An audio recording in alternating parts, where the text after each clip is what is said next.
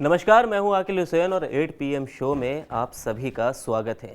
आज आपको थोड़ी भूमिका बदली बदली नज़र आ रही होगी। भूमिका बदली इसलिए है क्योंकि पुष्कर सर आज मौजूद नहीं है, किसी वजह से वो नहीं आए हैं और उनकी जगह पर मौजूद है अम्बेश सर। तो जो भी हमारे रोज़ के सवाल होते हैं जो अम्बेश जी पुष्कर सर से करते हैं वो आज हम अम्बेश जी से करेंगे।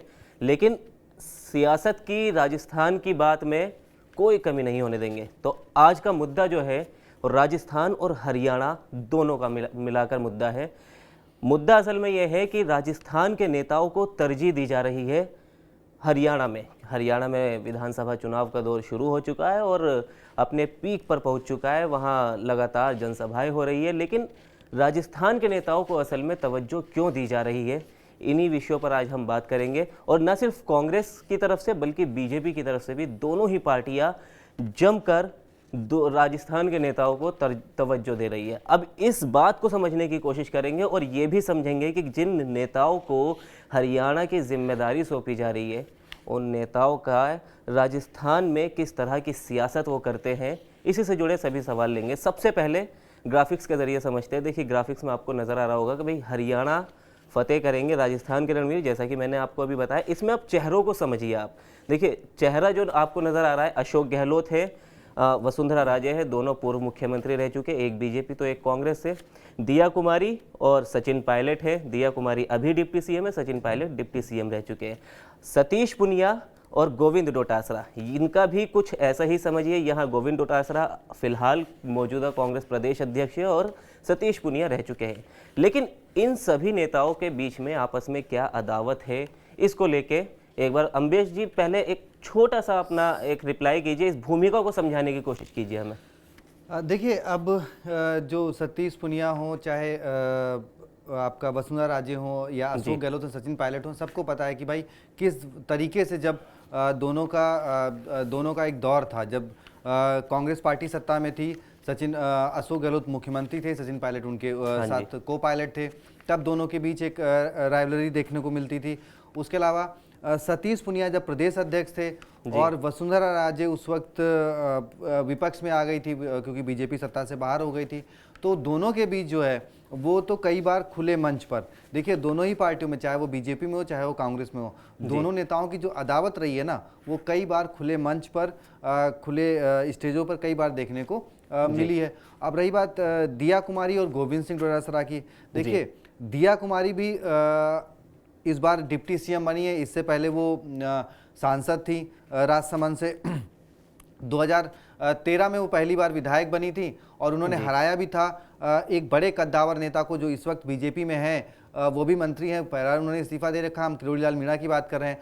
2013 में सोचिए, उन्होंने किरोड़ी लाल मीणा को हराकर अपनी सियासत जो है, राजनीति शुरू करी थी राजस्थान में।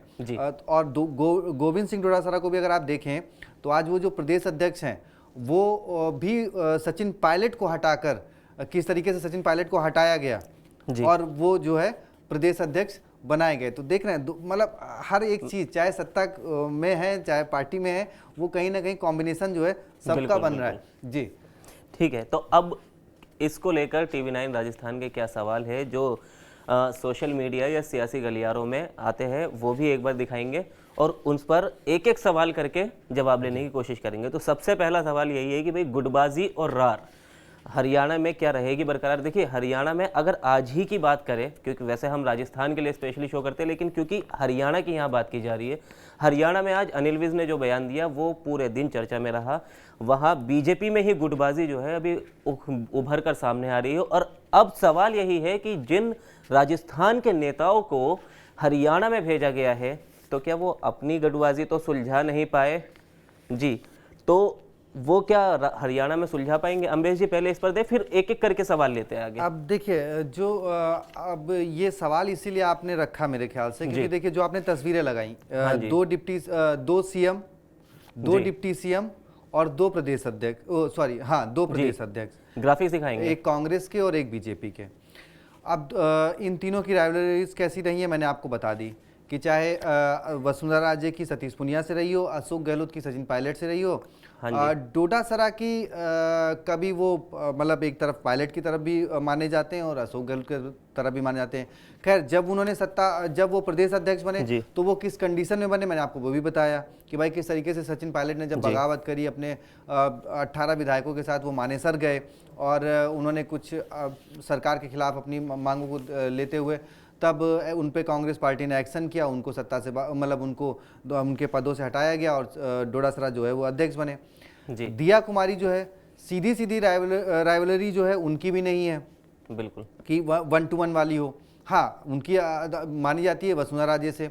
देखिए 2013 में वसुंधरा राजे सिंधिया ही इनको दिया कुमारी को जो है राजनीति में लेके आई। मैंने आपको जैसे जिक्र किया कि उन्होंने किरोड़ी लाल मीणा को हराया, तो जब बात ये आती है ना कि भाई जब इनको जहाँ किरोड़ी लाल मीणा जी थे सवाई माधोपुर, जब इनको वहाँ से टिकट दिया गया तो ये हुआ कि भाई इन्होंने कहा कि भाई वो क्योंकि उस वक्त बीजेपी से निकलकर वो अपनी पार्टी बनाई थी और अपनी पार्टी के बिहार पे वो टिकट लड़ रहे थे, किरोड़ी लाल मीणा वसुंधरा के अगेंस्ट, मतलब वसुंधरा के खिलाफत में वो चले गए थे, फिर वो अलग चुनाव लड़ रहे थे।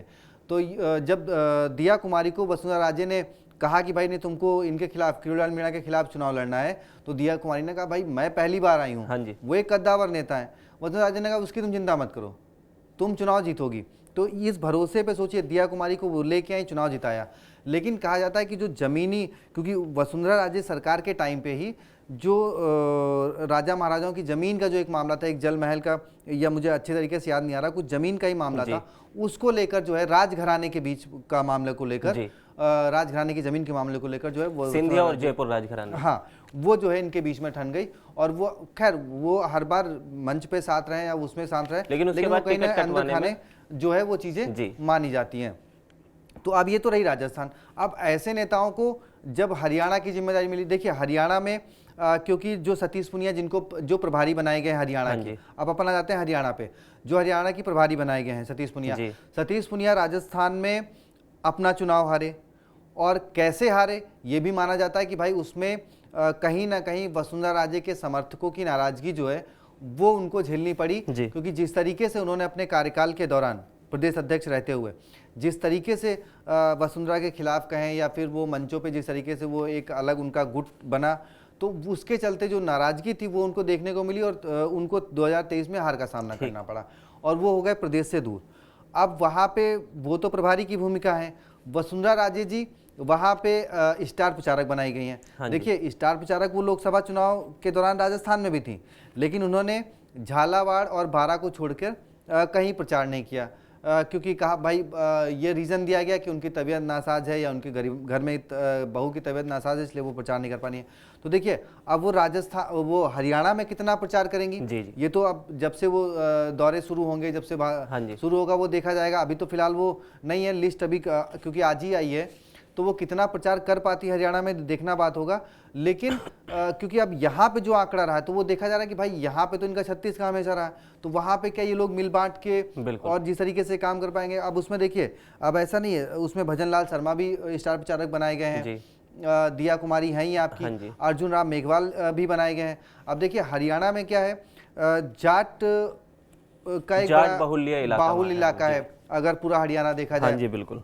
उसके अलावा सेकंड नंबर पर वहां पे आते हैं दलित वोट बैंक, मतलब अगर 22% जाट है पूरे हरियाणा की बात करें तो 21% जो है वो दलित है। 17 सीटें रिजर्व है दलित के लिए। तो वो जो है एक अर्जुन राम मेघवाल क्योंकि दलित समुदाय से आते हैं, केंद्रीय मंत्री हैं, एक बड़ा पद है, तो उनका भी वो भी स्टार प्रचारक बनाए गए हैं। लेकिन सबसे बात चर्चा का विषय यही है कि वसुंधरा राजे, सतीश पुनिया और दिया कुमारी जो राजस्थान में राइवलरीज इनके बीच हैं, क्या वो हरियाणा में एक मंच पर आकर वो सॉल्व होंगी और वो एक जो हरियाणा में बीजेपी इस बार जो तीसरी बार सरकार बनाने की कंडीशन पहुंचेगी, तो यही चर्चा है। अब देखिए अब ये हो गई बीजेपी का। अब कांग्रेस में आप देखिए, कांग्रेस में अशोक गहलोत, डोटासरा और सचिन पायलट।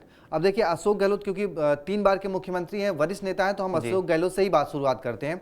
उनको बनाया गया है पर्यवेक्षक, उनके साथ 2 और लोग पर्यवेक्षक हैं, अजय माकन भी पर्यवेक्षक है। अब अशोक गहलोत पर्यवेक्षक बने हैं, अजय माकन जी उनके साथ हैं, और अजय माकन और अशोक गहलोत की राइवलरीज सचिन पायलट को लेकर है आपकी 2022 से, 25 सितंबर 2022 से, कि किस तरीके से पर्यवेक्षक बनकर जब अजय माकन, मल्लिकार्जुन खड़गे जो कि अभी मौजूदा अध्यक्ष हैं, वो जयपुर आते हैं, उनको विधायकों के साथ मीटिंग होनी होती है, क्योंकि उस वक्त ये था कि भाई अशोक गहलोत नेशनल कांग्रेस के अध्यक्ष बनने की रेस में थे और सचिन पायलट जो है वो राजस्थान के सीएम बनने की रेस में बताए जा रहे थे। और ये होता कि भाई चलो विधायकों का मन जाना जाए और उसके बाद एक मतलब सचिन पायलट के नाम का ऐलान किया जाएगा। लेकिन विधायकों की बगावत होती है, मल्लिकार्जुन खड़गे के सामने वो विधायक नहीं आते हैं, उसमें अजय माकन के सामने वो नहीं आते हैं, अजय माकन पर आरोप लगता है कि भाई ये पायलट का पक्ष ले रहे थे, खूब तरीके की होती है। तो वो अशोक गहलोत वर्सेस पायलट छोड़ दीजिए, यहाँ पे अशोक गहलोत वर्सेस अजय माकन की जो एक 25 सितंबर 2020 को जो एक 22 को जो एक राइवलरीज देखने को मिली राजस्थान में। आप क्योंकि दोनों नेता कांग्रेस के, आप दोनों एक साथ मंच पे किस तरीके से उसको मैनेज कर पाएंगे, और उसमें पायलट भी हैं, डोडासरा भी हैं, मतलब चारों नेता जो है वो कहीं ना कहीं मतलब हमेशा एक दूसरे के खिलाफ रहे हैं राजस्थान की राजनीति में। अब हरियाणा में वो कितना सफल कर पाएंगे कांग्रेस को, वो देखना होगा। बिल्कुल, इसी बात को आगे बढ़ाते हुए हम दूसरे सवाल पर भी आते हैं। इनकी राइवलरी को आप ऐसे भी समझ सकते हैं कि अजय माकन और मल्लिकार्जुन खड़गे एक होटल में रुके हुए थे जिस वक्त ये अभी अम्बेश जी ने 25 सितंबर वाली घटना की बात की। उस वक्त अशोक गहलोत ये सब होने के बाद उनसे मिलने के लिए गए थे। अजय माकन इतना नाराज हो गए थे कि वो उनसे मिले बगैर ही दिल्ली वापस लौट गए थे, हालांकि उनकी खड़गे से मुलाकात उस वक्त हुई थी। खैर, दूसरे सवाल से पहले एक चीज़ यहाँ पर मैं और ऐड करना चाहूँगा कि देखिए, ये तो बताई वहाँ की बात, लेकिन हरियाणा में, क्योंकि मैंने अभी आपको शुरू में बीजेपी के लिए बताया कि अनिल विज किस तरह सीएम पद की दावेदारी का उन्होंने आज बात कही है, जिसके बाद बीजेपी में खलबली मची हुई है और खेमेबंदी की सियासत जो है बीजेपी में शुरू हो चुकी है हरियाणा में। इसी तरह हरियाणा में कांग्रेस में भी गुटबाजी काफ़ी लंबे समय से चली आ रही है। हुड्डा गुट पहला गुट माना जाता है, दूसरे नंबर पे गुट जो आता है वो शैलजा गुट है, और कहीं ना कहीं तीसरा गुट जो कहते हैं वो रणदीप सुरजेवाला का गुट भी माना जाता है। खैर, दूसरे हम सवाल पर आते हैं कि हरियाणा का चुनावी टेस्ट मरुथरा के नेताओं पर, मतलब मरुधरा से क्या इम्पैक्ट कर पाएंगे वहाँ के नेता। मुझे लगता है अम्बेश जी, अभी जो आपने सारी बातें कही वो लगभग इस सवाल में जी वो हो ही गई है। तो हम अपने तीसरे सवाल पर आगे बढ़ते हैं। टेक्निकल टीम एक बार प्लीज़ अब तीसरा सवाल भी दिखाएं। हाँ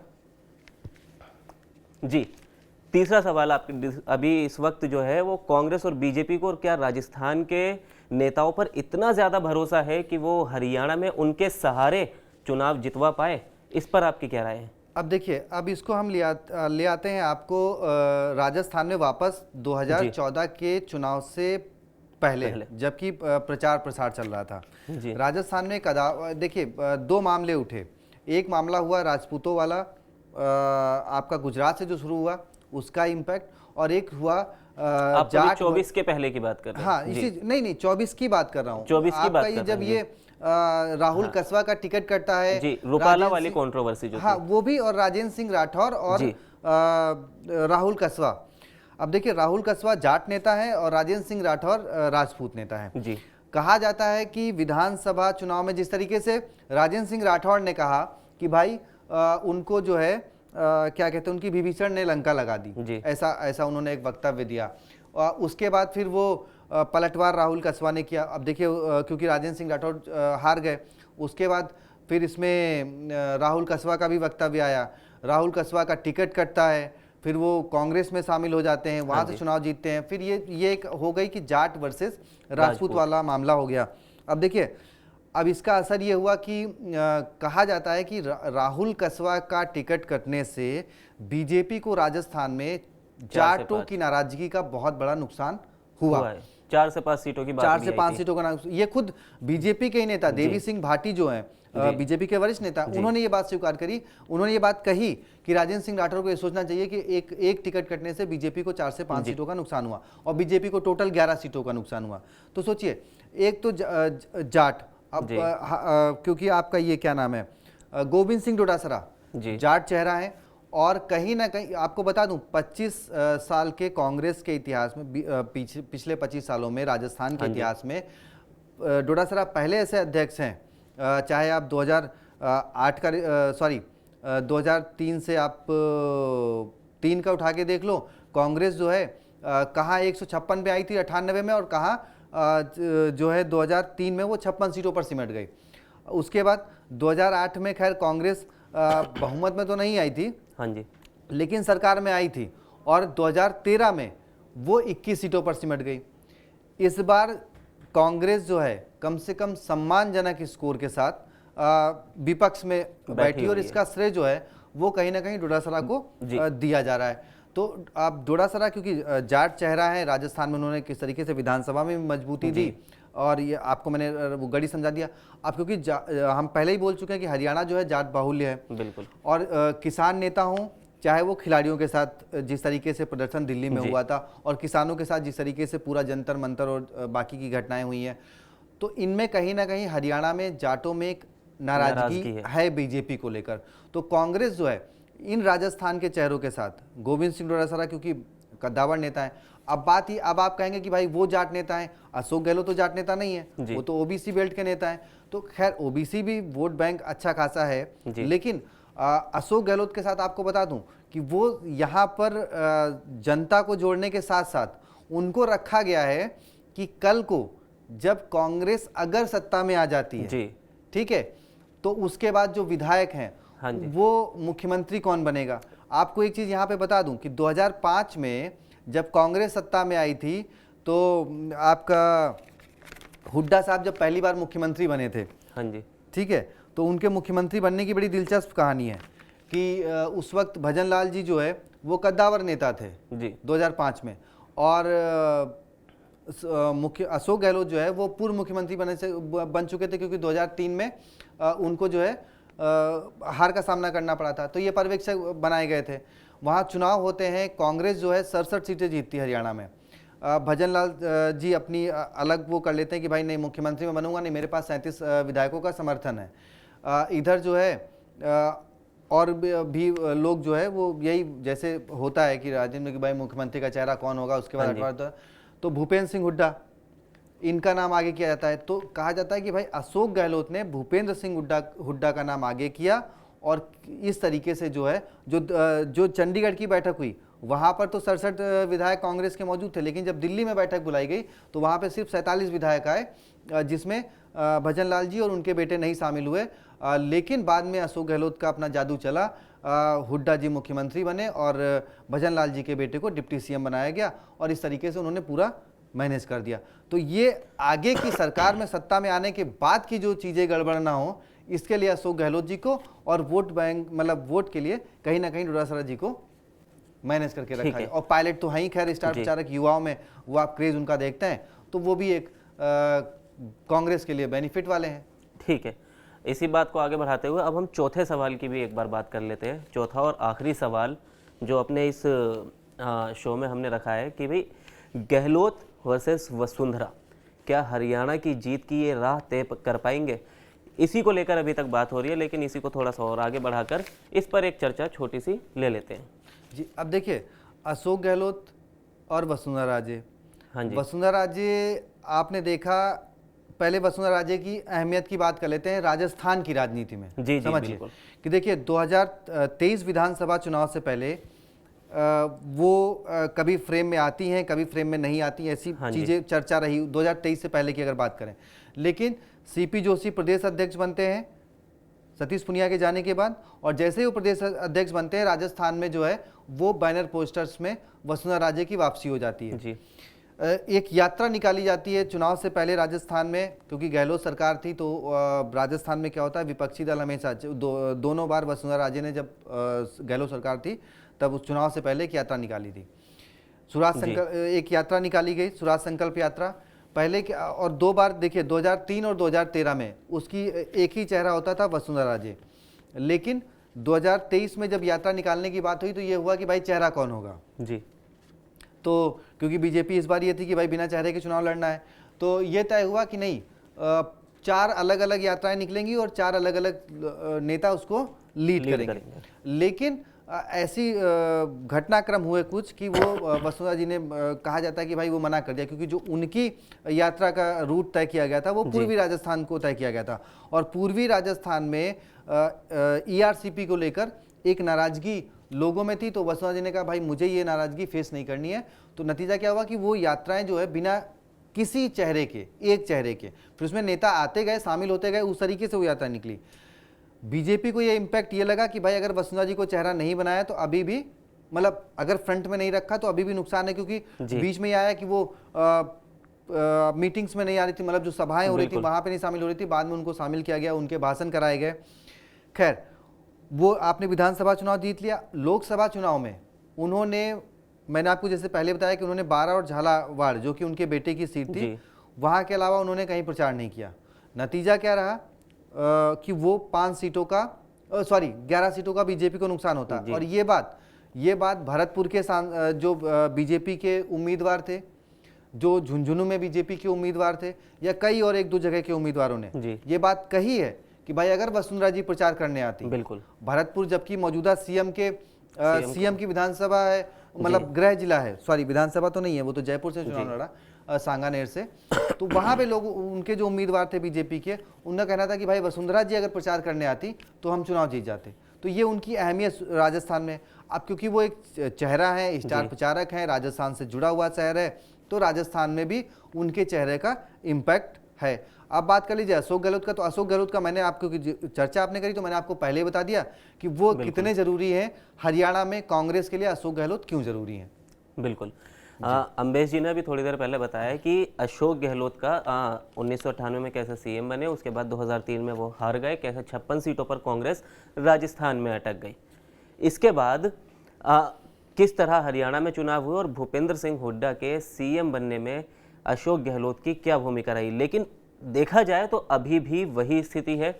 हाल ही में राजस्थान में भी विधानसभा चुनाव हुए जहां कांग्रेस को हार का सामना करना पड़ा, और कहीं ना कहीं अशोक गहलोत भी, क्योंकि उस वक्त सीएम थे, अशोक गहलोत तत्कालीन सीएम रहे हैं, उनका चेहरा बड़ा चेहरा था, उन्हीं की योजनाओं का वो प्रचार कर रहे थे, जिसके बाद उन्हें हार का सामना करना पड़ा। अब वही स्थिति हरियाणा में दोबारा है और अब देखिए सीनियर ऑब्जर्वर बनाकर क्या है, कुमारी सैलजा, रणदीप सुरजेवाला और दीपेंद्र हुड्डा, ये एक अलग अलग गुट में अभी से शुरू हो गया है। तो इस राइवलरी को निपटने के लिए, इस राइवलरी से कि भाई कल को अगर कांग्रेस जीत जाती है तो अब सीएम का चेहरा कौन होगा, कुमारी सैलजा होंगी, रणदीप सुरजेवाला होंगे। तो आपको बता दूं कि रणदीप सुरजेवाला अशोक गहलोत के बहुत खास हैं, बिल्कुल, और अजय माकन जो है वो सचिन पायलट के बहुत खास हैं। अब कुमारी सैलजा का भी कहीं ना कहीं सचिन पायलट की तरफ झुकाव है।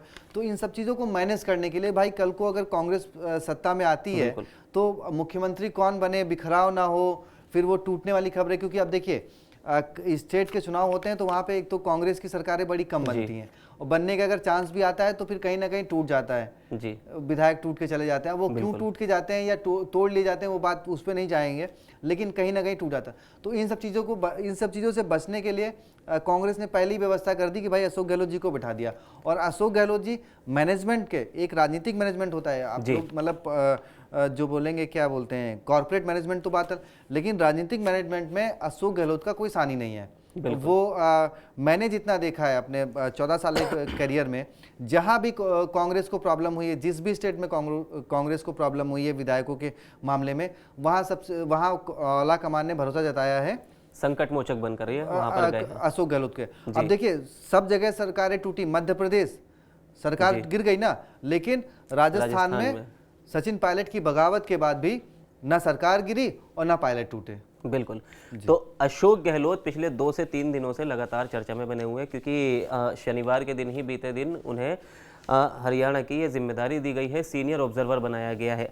ये पद अहम इसीलिए माना जा रहा है कांग्रेस ने जो अभी अशोक गहलोत को दिया है सीनियर ऑब्जर्वर का, क्योंकि ऑब्जर्वर का काम ही यही होता है कि जितने भी राज्य में पार्टी में लूप होल्स नज़र आ रहे, एक तो उनको लूप होल्स को ख़त्म करना और पार्टी को कहीं ना कहीं एक प्लेटफॉर्म पे करना और एक अच्छी धारणा बनाना, क्योंकि कहीं ना कहीं राजनीति पर्सपेक्टिव का ही खेल है। इसके बाद अगर पार्टी सत्ता में आती है तो सीएम कौन होगा उसका चुना जाना, ये सीनियर ऑब्जर्वर जो है उन्हीं की रिपोर्ट के बाद आलाकमान तय करता है। तो इसीलिए अशोक गहलोत की भूमिका अहम है। लेकिन सवाल यहाँ इसीलिए माना जा रहा है क्योंकि हमने शुरुआत में बात की अजय माकन को लेकर, अजय माकन की अदावत का भी पूरा किस्सा अभी अम्बेश जी ने आपको बताया।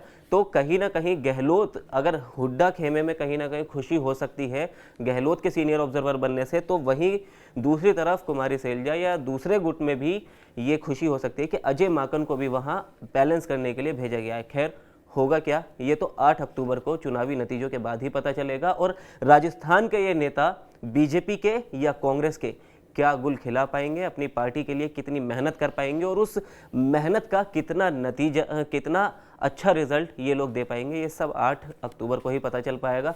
फिलहाल राजस्थान या हरियाणा से जुड़ी सियासत में आज के शो में इतना ही। बाकी एक नए मुद्दे के साथ, नई सियासी चर्चा के साथ आपसे फिर होगी मुलाकात। हमें दीजिए इजाज़त। शुक्रिया।